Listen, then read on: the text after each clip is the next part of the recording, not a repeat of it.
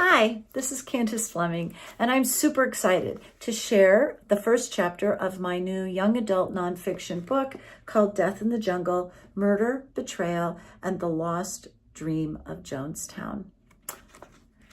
Chapter 1, One Weird Kid. The first time Jim Jones asked followers to play dead was on an autumn night in 1941.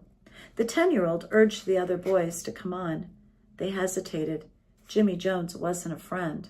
Not really. Sure, they hung around with him, but they didn't like him. He was bossy and controlling, and he always got his way. But there was something magnetic about him, too.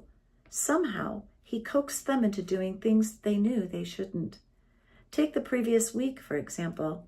They'd been playing in the loft over the Joneses' garage when Jimmy persuaded them to walk out on the rafters. They'd be like tightrope walkers in the circus, he said. His playmates went first, slowly, and in single file, because the rafters were so narrow. Jimmy sidled out behind them. One of the boys looked down. It was a long way to the floor, at least 10 feet. He tried to back off the rafter, but Jimmy wouldn't budge. "Move back," the boy yelled. "I can't move," declared Jimmy. "The angel of death is holding me." For several long moments, the boys teetered precariously on the rafters. They begged him to move. All the while, Jimmy watched them with a weird look on his face, recalled one of the boys. Then, finally, he claimed the angel had released him, and they all inched their way back to safety.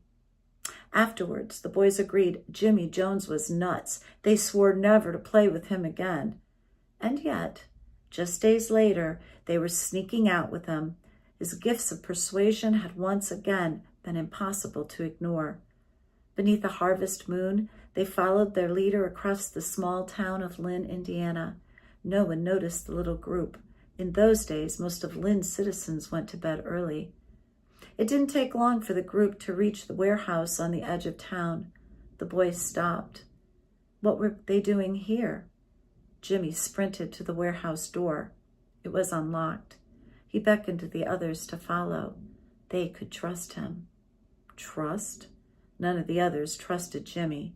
Still, one by one, they slipped into the warehouse.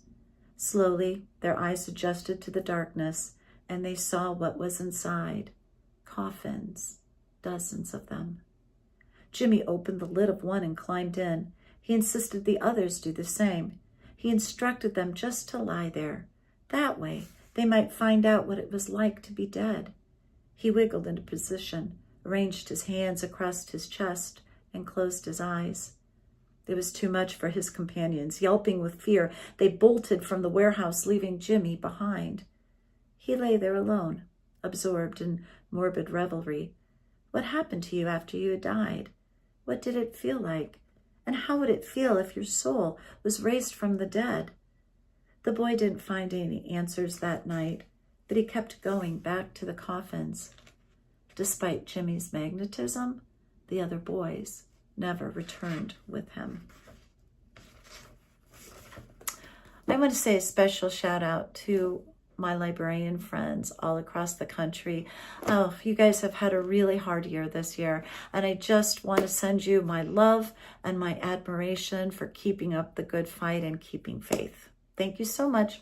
Bye-bye.